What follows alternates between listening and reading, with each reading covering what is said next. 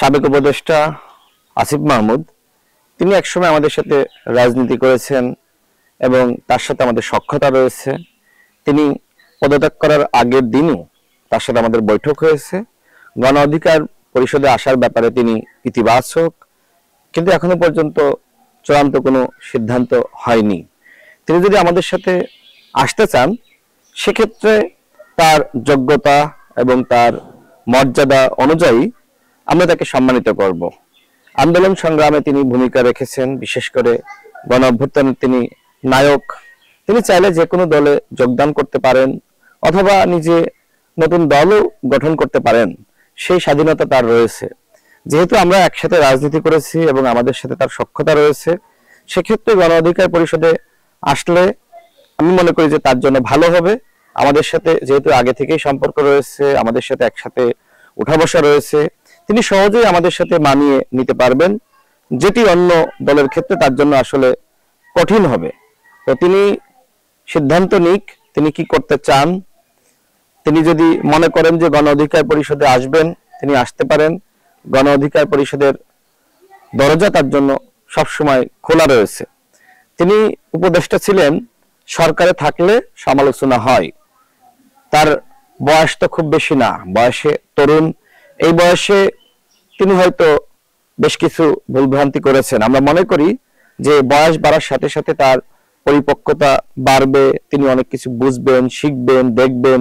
তো আমার কাছে মনে হয় তার এই ভুলভ্রান্তিগুলো নিয়ে এই মুহূর্তে আলোচনা করা এটি আসলে সমীচীন নয়। আমি দেখলাম অনেকে তার সমালোচনা করছে।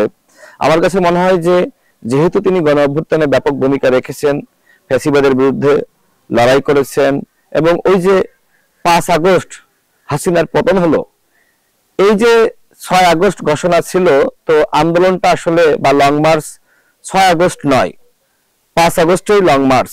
এই সিদ্ধান্ত কিন্তু আসিফ মাহমুদের ছিল।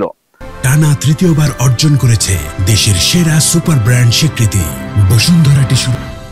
অর্থাৎ তিনি একটি সাহসী সিদ্ধান্ত নিয়েছিলেন, এবং যে সিদ্ধান্তের কারণে স্বৈরাচারী শেখ হাসিনা সরকারের পতন হয়েছে।